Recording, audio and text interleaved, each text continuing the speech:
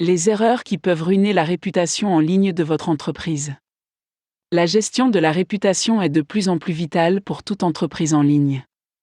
L'un des aspects les plus importants de ce type de gestion est de comprendre et d'apprécier les types d'activités qui peuvent nuire à votre marque et à votre entreprise.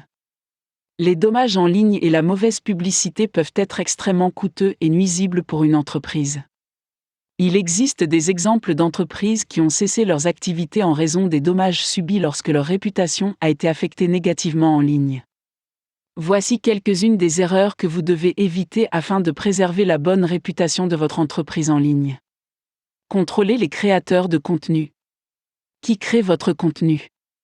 Assurez-vous qu'ils suivent des directives strictes, des guides de marque d'entreprise et des règles strictes de langage et de décence.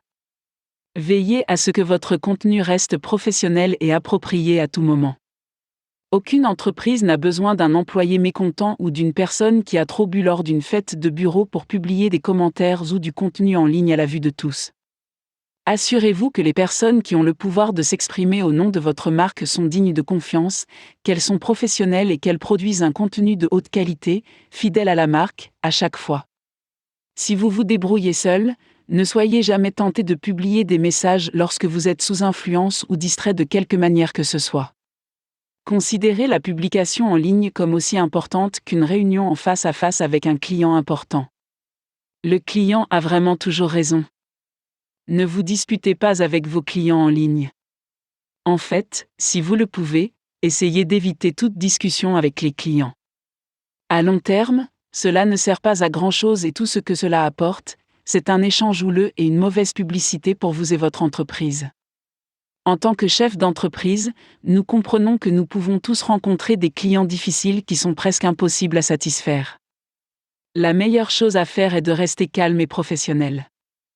Il convient également de se rappeler que personne n'est déraisonnable ou difficile sans raison. La plupart d'entre eux ont leur propre point de vue et si vous prenez le temps de comprendre et d'apprécier leur position et leur point de vue, il peut être beaucoup plus facile de parvenir à un accord ou à un compromis. Si votre entreprise est en faute, il est inutile d'adopter une position défensive.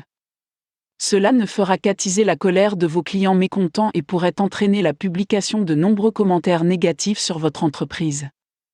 Adoptez plutôt une approche humble et utile. Cela peut vous coûter cher au départ, mais vous en récolterez les fruits à long terme. Voulez-vous être connu comme l'entreprise serviable qui résout les problèmes rapidement et sans discussion, ou comme l'entreprise peu serviable et discourtoise envers les clients? Si vous étiez un client, vers quelle entreprise seriez-vous attiré? Soyez honnête et professionnel à tout moment. Mentir, exagérer et se comporter de manière non professionnelle sont des interdits majeurs. Gardez un bon niveau de décorum en ligne.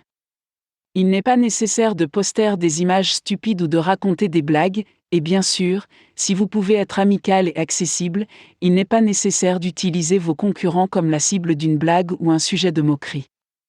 De nombreuses entreprises ont utilisé cette approche et l'ont rapidement regretté. Au contraire, soyez professionnel et charmant tout en étant bien informé et éclairant.